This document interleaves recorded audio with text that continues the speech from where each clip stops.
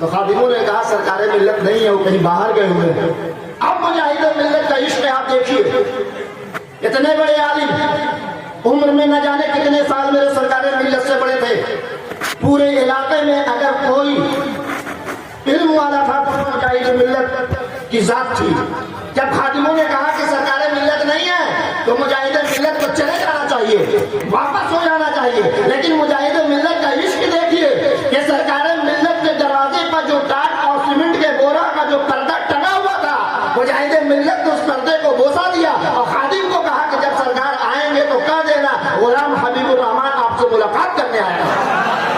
ابھی ہمارے نقیب نے کہا ایسے شاعر کو بلاؤ جو اہل بیت سے محبت کرے گا۔ سچائی تو یہی ہے کہ حدیث شریف اٹھا کر آپ پڑھیے، اللہ کے پیارے رسول صلی اللہ تعالی علیہ وسلم ارشاد فرماتے ہیں اگر کوئی شخص ہو اور کعبۃ اللہ شریف کے سامنے ہو، اعتکاف کی نیت کیے ہوئے ہو اور روزہ بھی رکھے ہوئے ہو اور مقام ابراہیم کے سامنے اگر وہ نمازیں بھی پڑھتا ہو اور اگر اس کے دل میں ایک ذرہ برابر بھی بغض اہل بیت ہے تو وہ جنت میں نہیں جائے گا۔ یعنی اتنا متقی شخص جو کعبۃ اللہ کے اندر ہو، روزے دار ہو، اعتکاف کی نیت کیے ہو اور مقام ابراہیم کے سامنے نمازیں ادا کرتا ہو، اگر اس کے دل میں ذرہ برابر اہل بیت کا بغض ہوگا تو میرے آقا ارشاد فرماتے ہیں کہ وہ جنت میں نہیں جائے گا۔ اب یہاں پر جتنے لوگ کھڑے یا بیٹھے آپ اپنے دل کو جھانک لو، ایک ذرہ کس کو کہتے ہیں اس کو بھی سن لو، اس کے بعد میری بات ختم ہونے والی ہے۔ جب آپ اپنے روم میں ہو، وہ روشن دان جب ہوتا ہے اور جب سورج کی کرن جب اس کے اوپر پڑتی ہے تو آپ اپنے روم کے اندر دیکھو گے بہت چھوٹی چیز اس دھوپ کی روشنی میں نظر آتی ہے اڑتے ہوئے، اس کو ذرہ بولتے ہیں، اس کو ذرہ بولتے ہیں۔ تو اتنا سا بھی اہل بیت کا بغض اگر آپ کے دل میں ہے تو آپ کی نمازیں کھڑی رہ جائے گی، آپ کا روزہ رکھا رہ جائے گا، آپ کی تمام عبادتیں ریاضیں پڑی کی پڑی رہ جائے گی اور آپ جنت میں جا نہیں سکتے۔ اب آؤ حضرت ابو بکر صدیق رضی اللہ تعالیٰ عنہ کی بارگاہ میں، اول خلیفہ ہے، خلیفۃ المسلمین ہے، میرے سرکار سے ملنے سرکار کے گھر آئے ہیں۔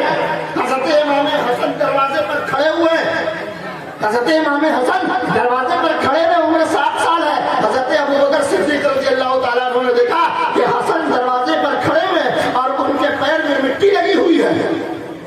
ابو بکر صدیق رضی اللہ تعالیٰ عنہ پر بیٹھ جاتے، میرے امام حسن رضی اللہ تعالیٰ عنہ کے پیر میں لگی ہوئی مٹی کو خود چھاڑتے۔ یہ ہے اہل بیت کی محبت۔ ایسا نہیں کہ حضرت ابو بکر صدیق رضی اللہ تعالیٰ عنہ نے میرے حسن کے پیر کی مٹی کو جھاڑ دیا تو میرے ابو بکر صدیق کا مرتبہ کم ہو گیا، نہیں، یہ عشق تھا اہل بیت کے خاندان والوں سے، یہ محبت تھی اہل بیت کے خاندان والوں سے۔ یہ ابو بکر خلیفۃ المسلمین ہونے کے بعد بھی دنیا والوں کو بتا رہے کہ اے لوگوں، کسی عہدے پر پہنچ جاؤ، کسی مرتبے پر پہنچ جاؤ، کسی مسلط نشی بن جاؤ، کہیں کے بھی گدی نشی بن جاؤ، کہیں کے بھی متولی بن جاؤ، چاہے دنیا کا عہدہ مل جائے یا آخرت کا کوئی مذہبی عہدہ تمہیں مل جائے، اس بات کا تم کو خیال رکھنا ہوگا کہ اگر تمہارے سامنے اہل بیت کی بات آئے تو اپنی گردن کو جھکا دو، اسی میں تمہاری کامیابی اور اسی میں تمہاری نجات ہے۔ حضرت عمر کی بارگاہ میں آؤ۔ حضرت عمر وہ کون عمر ہے جو 22 لاکھ مربع میل کی پر ان کی حکومت تھی، یعنی آدھی دنیا پر ان کی حکومت تھی حضرت عمر کی۔ خلیفۃ المسلمین ہے، اپنے کاریالے میں بیٹھے ہوئے، کاریالے سمجھتے نا، آفس میں بیٹھے ہوئے، اپنے دفتر میں خلیفۃ المسلمین حضرت عمر بیٹھے ہوئے، آپ کے صاحبزادے حضرت عبداللہ عمر رضی اللہ تعالیٰ عنہ آفس کے اندر داخل ہوتے ہیں۔ حضرت عمر نے نظر اٹھا کر دیکھا، کہا کہ بیٹا آفس میں داخل ہو رہا ہے؟ آپ نے کہا رک جاؤ، ابھی رک جاؤ، ابھی میں کسی کام میں مصروف ہوں، میں ابھی کوئی دوسرا کام کر رہا ہوں، آفس میں مت آؤ۔ اس زمانے کی آفس اس زمانے سے الگ ہوتی تھی۔ اس زمانے کی آفس میں اچھی کرسی ہوتی ہے، گدے دار کرسی ہوتی ہے، کمپیوٹر میں اے سی لگا ہوتا ہے، دروازے پر شیشہ لگا ہوتا ہے اور وہ آفس چاکو چوبند ہوتی ہے، لیکن وہ اس زمانے کی آفس تھی اور یہ اس زمانے کے سردار تھے جن کی آفس میں پھٹی ہوئی چٹائی تھی اور اس چٹائی پر آدھی دنیا پر حکومت کرنے والا خلیفۃ المسلمین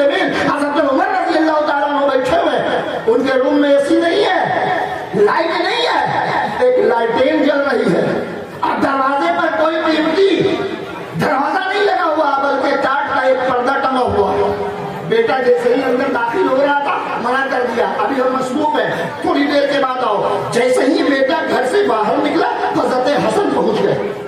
کچھ کام تھا حضرت عمر سے, سوچا کہ گھر کے اندر جا کر عمر سے ملاقات کر لیں. حضرت عمر ابن عبداللہ سے پوچھا کیا بات ہے, تم ابھی گئے واپس آ گئے؟ حضرت عمر ابن عبداللہ نے کہا, عبداللہ ابن عمر نے کہا ابا جان ابھی کچھ کام کر رہے. انہوں نے کہا تھوڑی دیر ٹھہرو ہم مصروف ہیں. حضرت حسن بھی وہیں پر رک گئے کہ جب بیٹا کو انہوں نے جانے سے روک دیا, میں جاؤں گا تو مجھے بھی جانے سے روک دیں گے. یہ آواز حضرت عمر کے کان میں گئی, پکارا عمر بیٹا باہر کون ہے؟ حضرت عبداللہ آئے, کہا باہر حسن آئے, کہا کہ بھیج دو, کہا کہ بھیج دو. حضرت امام حسن جب اندر گئے حضرت عمر کھڑے ہو گئے اور کہا حسن میں نے عبداللہ عمر اپنے بیٹے کو آنے کے لیے منع کیا ہے. میں تو آپ کے نانا کا خادم ہوں, میں تو آپ کے نانا کا غلام ہوں, میں تو آپ کے نانا کے دیے ہوئے عہدے پر لوگوں کی خدمت کر رہا ہوں. آپ کے لیے دروازہ بند نہیں ہے, آپ جب چاہے آ جائیں. آپ اٹھ کر اپنی جگہ پر امام حسن کو حضرت عمر نے بٹھایا. ہے اس کائنات میں کوئی سفر, اس دنیا میں کوئی مرد ہے جس کی آدھی دنیا پر حکومت ہو, سیدوں کی ایسی تعظیم کرے؟ ہم تو ایک کمرے میں بیٹھ کر ایک مدرسے کے صدر مدرس بن گئے تو سمجھا بہت پاور والے ہو گئے. ایک خانقاہ کا متولی بن گئے, سمجھ کے بہت بڑا عہدہ ہمیں مل گیا. ایک علاقے کے سرپنچ, مکھیا, تحصیلدار کچھ بھی بن گئے, ہم سمجھ رہے بہت پاور والے ہم ہو گئے. اب ہماری نظروں سے سادات کی عزت کم ہو گئی. تو یہ دنیا ہے میرے دوستوں, یہ دنیا ہے. یہاں تو عزت تم نے پا لیا, لیکن یاد رکھو کل میدان محشر میں تمہارا نبی تم سے سوال کرے گا کہ چند منٹوں کے لیے تمہیں وہ جو عہدہ ملا تھا تم نے میری اولادوں کی عزت نہ کی, اب یہاں تمہاری شفاعت کون کرے گا؟ کون کرے گا تمہاری شفاعت؟ تو میرے دوستوں آپ اس بات کو یاد رکھو, وہ سرکار ملت جن کی محنت و مشقت کا آج ثمرہ ہے کہ یہ سارے لوگ کہاں کہاں سے نعت نبی سننے کے لیے آئے اور بادب بیٹھے ہوئے ہیں. جس کو بیٹھنے کی جگہ نہیں ملی وہ کھڑا ہوا. یہ ثابت کر رہا ہے آج ہمارے آئے ہوئے مہمانوں کے درمیان کہ ہماری پیر کا ہم کو سکھایا وہ ادب ہے کہ ہم جہاں ہیں وہیں بادب کھڑے رہیں گے, ہم جہاں وہیں بادب بیٹھے رہیں گے. میرے دوستوں محرم شریف کا مہینہ 29 تاریخ کو محرم ہے. ڈی جے ویجے تو نکلے گا ضرور ہے نا؟ نہیں نکلے گا. بس سمجھدار ہے, اس کا مطلب ہے سرکار ملت کی تعلیم پہنچ گئی آپ لوگوں تک. اگر جنت میں جانا ہے تو ڈی جے مت بجانا. کچھ دن مسلمانوں کے لیے خاص ہوتا ہے. عید کے دن مسلمان ضرور دارو شراب پیتا ہے خوشی میں. محرم کے دن پی پا کے نکلتے امام حسین کے نام پر, ایسا لگتا ہے یزیدیوں سے لڑنے جا رہے ہیں. میرے دوستو اب یزید ہمارے سامنے نہیں آئے گا, یزید اب حسینیوں کے سامنے نہیں آئے گا. یہ بات طے ہے کہ اگر کوئی یزیدی ہوگا بھی تو اپنی پہچان نہیں کرائے گا, چھپ کر رہے گا, لیکن بولے گا نہیں کہ ہم یزید کے ماننے والے ہیں. اور حسینی سینہ تان کر رہے گا اور ہر جگہ منبر, محراب, خانقاہ, مسجد, مدرسہ ہر جگہ اپنے آپ کو منوائے گا کہ ہم حسینی ہیں. 10 محرم کو اگر ڈی جے نکالتے ہو تو تمہیں تمہارے پیر کی قسم ہے اور تمہیں تمہارے حسین کی قسم ہے کہ ڈی جے مت نکال لو. ناچنا گانا نہیں, بلکہ یہ سوچو امام حسین کا پورا خاندان ایک دن میں شہید ہو گیا. ہمارے گھر میں ایک میت ہوتی ہے تو ہم پہچان کھو دیتے ہیں کہ میرے گھر میں آیا کون کون تھا. کھانا ہم بھول جاتے ہیں, کپڑا پہننا ہم بھول جاتے ہیں. اب تو ہمارا یہ حال ہو گیا کہ ہمارے گھر میں میت ہو جاتی ہے تو میت کو غسل کیسے دیا جاتا ہے وہ بھی ہم بھول جاتے ہیں.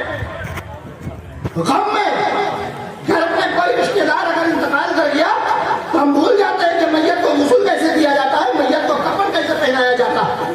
تو آپ سوچو جس حسین کے نام پر تم نے ذکر حسین کی محفل سجایا ہے ان کے گھر میں ایک نہیں اپنا 19 لوگ ایک ہی دن میں شہید کیے گئے.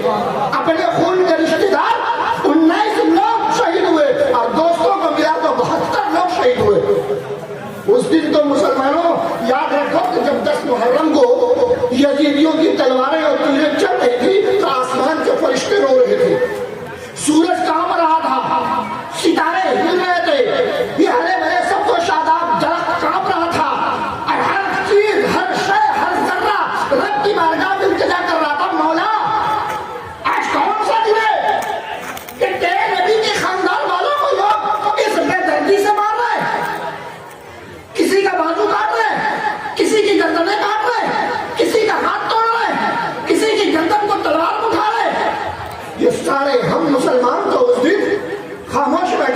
لیکن یہ بے جان چیز جو بولنے کی صلاحیت نہیں تھی، یہ سب رب کی بارگاہ میں سوال کرتے مولا. اور ڈر رہے تھے کیوں؟ اس لیے ڈر رہے تھے کہ جب خاندان مصطفیٰ پر اتنی بڑی آفت آ رہی ہے، رب جلال میں لگتا ہے آ گیا ہے، ایسا نہ ہو کہ خاندان مصطفیٰ کے بعد میرے اوپر نہ جلال آ جائے. سورج ڈر رہا تھا میرے اوپر جلال نہ جائے، ستارے ڈر رہے تھے میرے اوپر جلال نہ جائے، درخت ڈر رہے تھے میرے اوپر جلال نہ جائے، سمندر پہاڑ ڈر رہے تھے کہ میرے اوپر جلال نہ جائے. لیکن رب جلال میں نہیں تھا، خاندان مصطفیٰ امتحان میں تھا. خاندان مصطفیٰ امتحان میں تھا. خصوصی طور پہ امام حسین سے امتحان لیا جا رہا تھا کہ حسین آج دنیا والوں کو بتا دو کہ تمہیں خاندان کی محبت ہے کہ مصطفیٰ کے دین اور اسلام کی محبت ہے.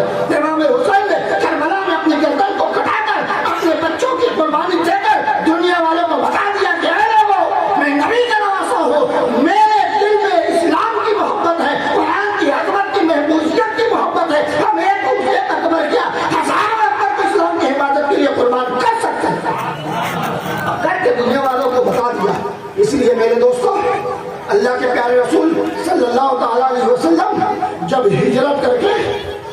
ہجرت کر کے مدینہ آئے تو وہاں کے یہودی لوگ روزہ رکھے ہوئے تھے. وہاں کے یہودی لوگ روزہ رکھے ہوئے تھے. میرے آقا نے پوچھا یہ یہودی لوگ روزہ کیوں رکھے ہوئے آج 10 محرم کو؟ تو لوگوں نے بتایا کہ یہ لوگ روزہ اس لیے رکھے ہوئے ہیں کہ آج کی تاریخ میں بہت سارے ایسے واقعات ہوئے ہیں جس کی وجہ کر یہ لوگ روزہ رکھے ہوئے ہیں. حضرت ابراہیم علیہ السلام کو آگ سے آزادی ملی تھی 10 محرم کو. حضرت ابراہیم علیہ السلام کی گردن بچی تھی 10 محرم کو. حضرت یونس علیہ السلام مچھلی کے پیٹ سے باہر آئے تھے 10 محرم کو.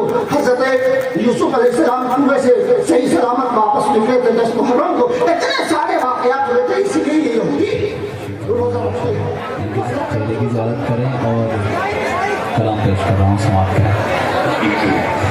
میں بندے ایسی ہو خطاکار ہو مولا، تیری رحمت کا طلبگار ہو مولا، مولا تیری رحمت کا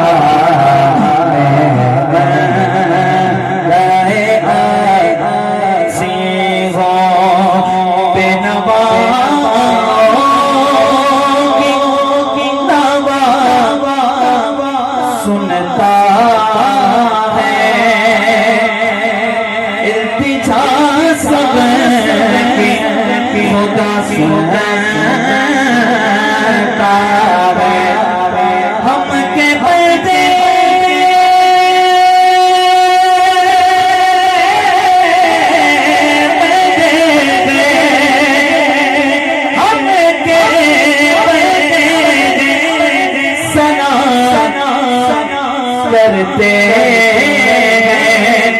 ہو کے خالق ہیں صدا سنتا ہے